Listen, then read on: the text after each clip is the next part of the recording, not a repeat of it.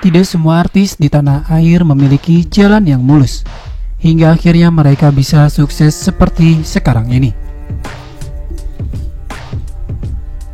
Ada beberapa artis Indonesia yang ternyata dulu hidup susah hingga pernah menjadi pemulung, hingga supir truk, sebelum akhirnya terkenal dan sukses.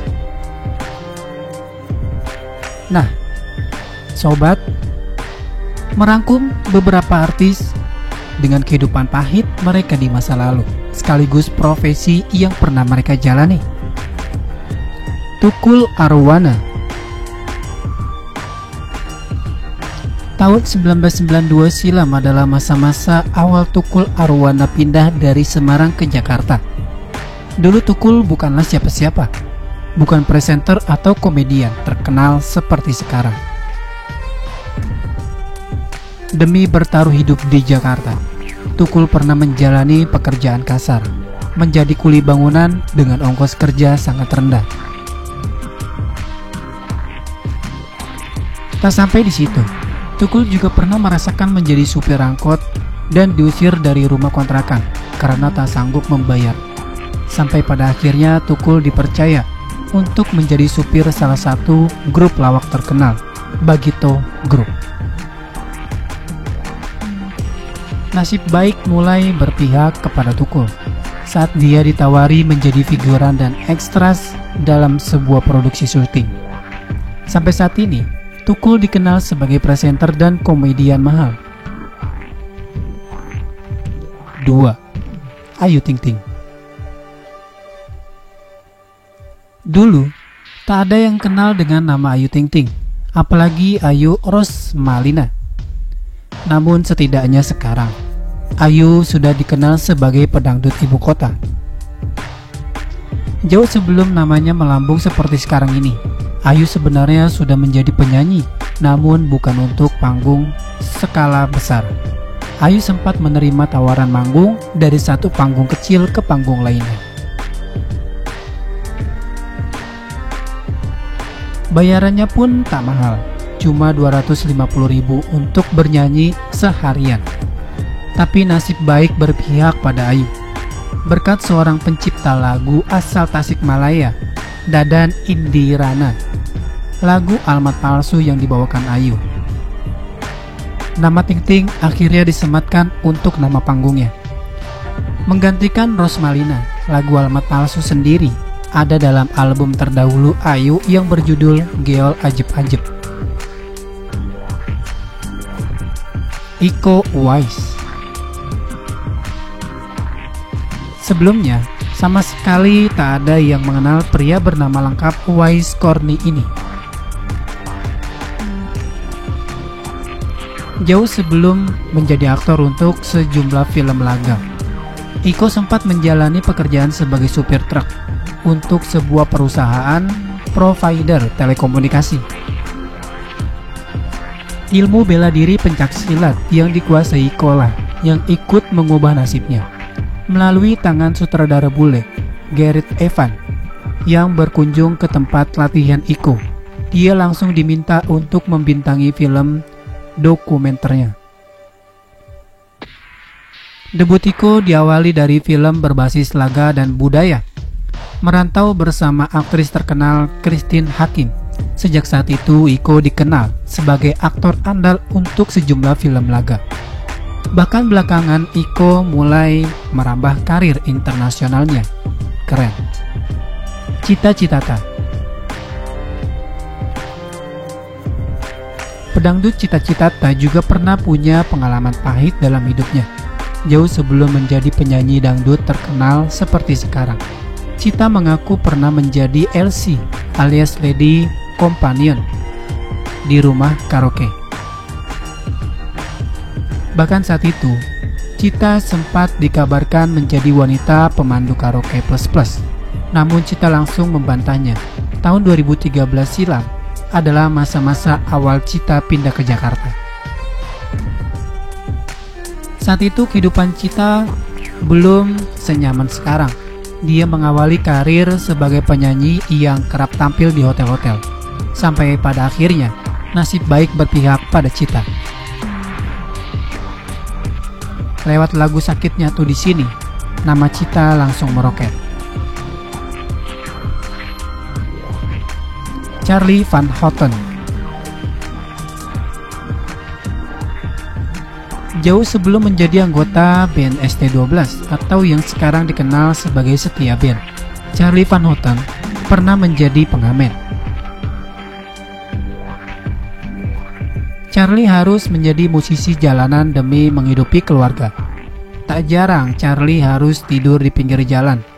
Jika sudah terlalu lelah untuk pulang, beruntung Charlie tak sendiri.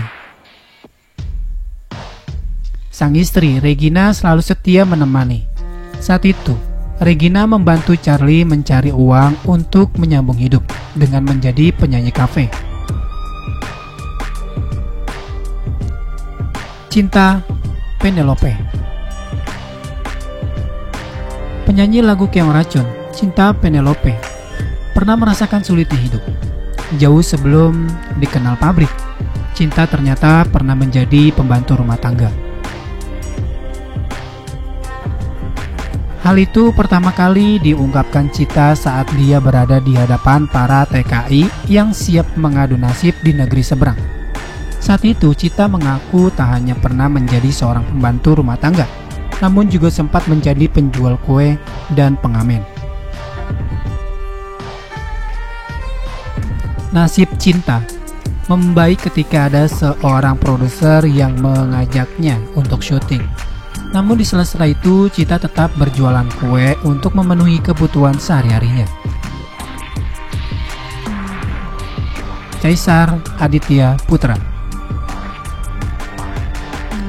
Masih ingat dengan goyang Caesar? Nah, dulu Caesar Aditya Putra tiba-tiba menjadi sosok baru dalam panggung keartisan. Titel sebagai artis pun langsung melekat padanya. Namun jauh sebelum Caesar menjadi seorang artis atau komedian, dia pernah lebih dulu menjadi tukang ojek. Bayaran per harinya kadang-kadang tak lebih dari Rp40.000. Selain menjadi tukang ojek, Caesar juga pernah menjadi asisten beberapa artis seperti Yadi Sembako, Budi Anduk, dan Bopak Castello. Namun kini Caesar memilih untuk mundur dari inggar-bingar dunia hiburan.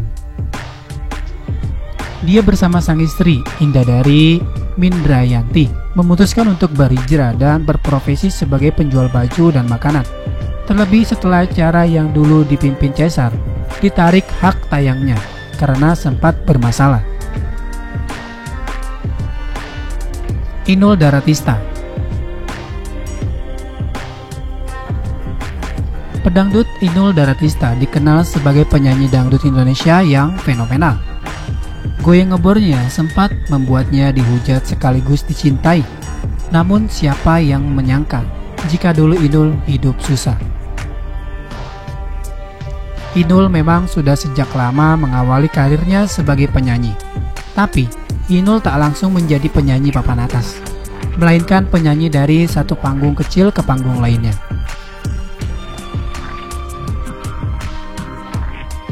Itu pun Inul harus pasrah ketika menerima bayaran murah meriah setelah lelah bernyanyi seharian.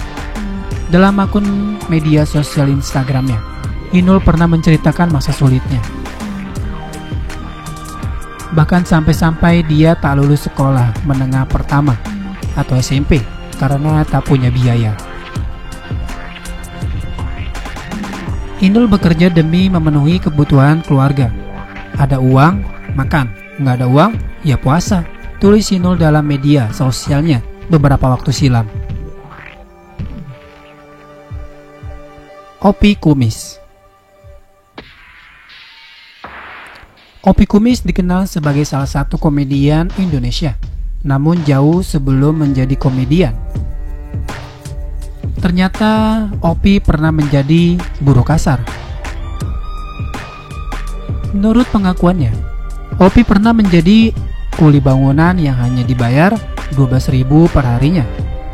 Mirisnya lagi dengan uang itu, Opi tak bisa benar-benar memenuhi tuntutan hidup. Alhasil, Opi juga pernah terpaksa menjadi penjual baju bekas di lapak-lapak pinggir jalan. Makanya, tak aneh jika sampai saat ini pun Opi Kumis dikenal sebagai pelawak yang rendah hati dan apa adanya. 10. Sony Wakwaw. Sebelumnya tak ada yang mengenal Sony, bocah kecil berkebutuhan khusus. Namun setelah wajahnya muncul dalam sinetron laris Emak Ija Pengen ke Mekah, Sony mendadak menjadi artis cilik. Bahkan nama belakangnya pun bertambah menjadi Sony Wakwaw. Soal kata Wakwaw mengacu pada ucapan khas yang sering disampaikan Sony ketika sedang berakting. Bapak mana, yang ditutup dengan kata-kata cilukba, Wakwaw. Tapi jauh sebelum Sony sukses dan dikenal sebagai artis cilik, Sony adalah seorang pemulung. Bahkan dia dan keluarganya tinggal di sebuah bedeng tak layak di area pembuangan sampah. Lalu mirisnya, meski kondisi fisik Sony tak sempurna, anak kecil seperti anak kecil lainnya, Sony masih harus bekerja demi keluarga. Dulu bukan jadi artis, melainkan jadi juru parkir di lokasi syuting sinetron Emak Ija Pengen ke Mekah. Melalui jasa sang sutradara sinetron Emil G. Hem, Sony diminta untuk tampil dan akhirnya dikenal sampai sekarang. Waktu itu juga dikabarkan kalau Sony sudah berhasil membeli rumah untuk keluarganya dan 1 unit motor untuk sang ayah ngojek.